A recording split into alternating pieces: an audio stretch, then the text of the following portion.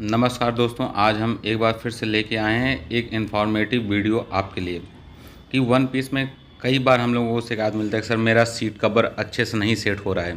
तो आज हम आपको बताएंगे सीट कवर में क्या दिक्कत होती है जब वो अच्छे से सीट सेट नहीं होता है। कभी कभी प्लम्बर भाइयों वो भूल जाते हैं कि उसकी सेटिंग कैसे करनी है। फिर उसके बाद हम आपको बताएंगे कि अगर हमारे कमोड में पानी का प्रेशर कम आ रहा है तो उस पानी के प्रेशर को हम कैसे ठीक करते हैं। मतलब बहुत ही आसान तरीके से आज हम आपको समझाएंगे कि आप बिना प्लम्बर को बुलाए अपने कमोड को खुद ही ठीक कर सकते हैं। उसका सीट कवर भी खुद ठीक कर सकते हैं और उसका पानी के प्रेशर को भी आप ठीक कर सकते हैं। देखिए इसको निकालने का ये हिंजेस होता है। हिंजेस को देखो इस हिसाब से उसको निकाला जाता है। ये हिंजेस है और इसको जब हम पुश करते हैं इसके ऊपर वाले पॉइंट्स को, इसका ब्लैक वाला पॉइंट ये निकल जाता है बाहर और ये हिंजेस हैं।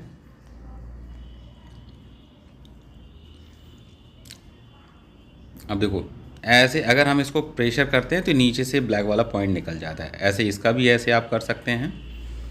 अभी क्या करेंगे, अब हिंजेस का ये जो बगल में नट रखा है ये राइट, ये स्क्रू इसके अंदर डालते हैं और उसके बाद कई बार सारे प्लम्बर्स ऐसे करते हैं कि ये पहले ही इसको पहना देते हैं पॉइंट्स रबड़ को, जो कि हमें ऐसा नहीं करना चाहिए। ये रबड़ आप ऐसे पहनाओगे तो वो फिर होगा कि नट छोटा हो रहा है, जो कि ऐसा हमें नहीं करना चाहिए।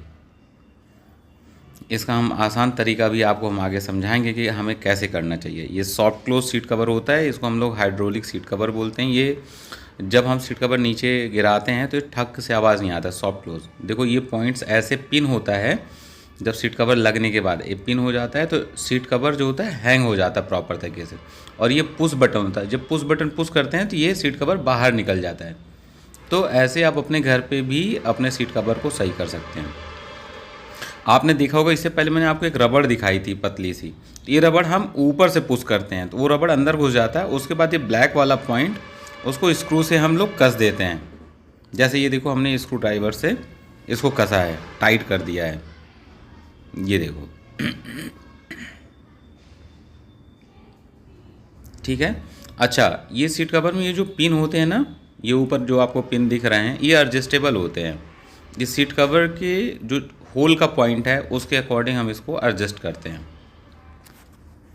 अब कई बार ऐसे सीट कवर पॉइंट्स इधर उधर होते हैं तो पहले हम स्क्रू ड्राइवर से इसको सीधा कर लेते हैं, जिसे लगाने में ये पॉइंट्स हैं, इस पॉइंट्स को हम पहले सीधा कर लेते हैं। फिर नीचे वाले पॉइंट को हम सेट कर लेते हैं। उसके हिसाब से सीट कवर ऐसे नीचे थोड़ा सा प्रेस करेंगे, ऑटोमेटिक क्लिक सिस्टम होता है, ऑटोमेटिक वो होल्ड कर लेता है सीट कवर को। तो घर पे भी अगर आपका सीट कवर हिल रहा है तो प्लीज़ आप ऐसे आसानी से अपने सीट कवर को सेट कर सकते हैं और अपना खर्चा बचा सकते हैं। या प्लम्बर भाइयों अगर आप खुद देख रहे हो तो इस हिसाब से इस सीट कवर को आप सेट कर सकते हैं। ये देखो प्रॉपर तरीके से इसका जो रबड़ पॉइंट्स हैं ये सेट हो गया है। और ये सिस्टम भरने के लिए पॉइंट्स दिया गया है जो एंगल कॉक से कनेक्शन पाइप के साथ सेट होता है। ये पुश बटन का पॉइंट्स है। ये पुश बटन स्प्रिंग के साथ टच होता है। जब इसको हम प्लस करते हैं, ऊपर पुश बटन दबाते हैं तो ये प्लस होता है वाटर। अब देखो हम पानी के प्रेशर को कैसे ठीक करते हैं कमोड के। कई बार हम प्लस करते हैं, पानी का प्रेशर ठीक से नहीं जाता है या पानी ओवरफ्लो करने लगता है, तो उसको भी हम कैसे ठीक करते हैं वो हम आसान भाषा में आज आपको समझाएंगे। ये हल्का सा पुश करके हम जब राइट या लेफ़्ट घुमाते हैं तो ये पूरा पॉइंट बाहर आ जाता है। इसके बाद इसमें कोई ऐसा पॉइंट नहीं होता है कि जिससे आप ना समझ सकें। ये आपको जो मैं आपको दिखा रहा हूँ ये क्या होता है, पानी को होल्ड रोकने के लिए कि वाटर टैंक ओवरफ्लो ना हो। तो इसको इस हिसाब से पॉइंट को सेट किया जाता है। इसके बगल में एक देखिए एक टेप दिख रहा है। इस टेप को हम लोग एडजस्ट करते हैं कि पानी को कितना अप लेना है, सिस्टम में कितने हाइट तक बढ़ना है या कितना कम बढ़ना है। इस पॉइंट से आप उसको सेट कर सकते हैं। ये देखिए ये पानी का जो फ्लो है उसको हम लोग एडजस्ट कर सकते हैं इससे। और इन केस कभी भी आपको अगर ऐसी प्रॉब्लम आता है कि पानी फ्लशिंग नहीं हो रहा है क्योंकि आपका कमोड चलते चलते पुराना हो जाता है, तो या 5-6 दिन 10 दिन बंद है तो उसमें क्या होता है कि पानी का कैल्शियम उसमें जम जाता है, तो इसमें फ्लशिंग नहीं होती है, धीरे धीरे लीक करने लगता है। तो सबसे अच्छा तरीका है कि आप टैंक को खाली करें। टैंक को खाली करने के बाद इसमें हार्पिक डाल दें। ये जो पॉइंट्स बटन हैं ऊपर, इसमें हार्पिक इसमें अंदर भी डाल दें और प्लस इसके सिस्टम में भी पानी डाल दें और थोड़ा सा इसमें सिस्टम में पानी भर लें और 15-20 मिनट के लिए छोड़ दें। तो होता क्या है, वो फुल हो जाता है, वो जितने कैल्शियम है वो कट जाएंगे, वो फ्लश करेंगे तो फिर से आपका सिस्टम पहले जैसा हो जाएगा। देखो दोस्तों, मैं एक वॉल की डिज़ाइन बना रहा हूँ। ये इस हिसाब से समझ लो कि एक वॉल है। एक कमोड की हम सेटिंग होती कैसे किया जाता है, कैसे हम पहचानते हैं कि ये कमोड हमारे बाथरूम में लग पाएगा या नहीं लग पाएगा। सपोज़ ये वॉल है, ठीक है दोस्तों। अब नीचे जो इसका ट्रैप है, जो आउटलेट पॉइंट है, इस पॉइंट को हम लोग नापते हैं, क्योंकि अक्सर कमोड कई साइज़ों में आते हैं, जैसे 9 इंची हो गया, 12 इंची हो गया, 4 इंची हो गया।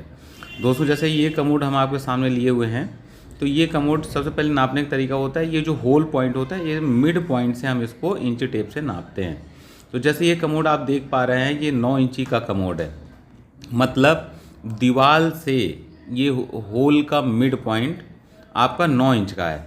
तो सबसे पहले कमोड लेने से पहले आप ये चीज़ देखें कि हमारे दीवार से वो जो पॉइंट, होल पॉइंट बना है, ये कितने दूरी पे है वॉल डिस्टेंस पे, कि 9 इंची पे है कि 12 इंची पे, 4 उस हिसाब से आप अपने कमोड को परचेज करें, जिससे आपको दिक्कत ना हो कमोड लगाते समय। देखो इस हिसाब से इसको हम लोग प्रॉपर सेट करते हैं, जैसे कि 9 इंची का कमोड है हम आपको दिखा रहे हैं। तो दोस्तों हम आपके लिए फिर से एक नया वीडियो लेके आएंगे, इन्फॉर्मेटिव वीडियो। तब तक के लिए धन्यवाद।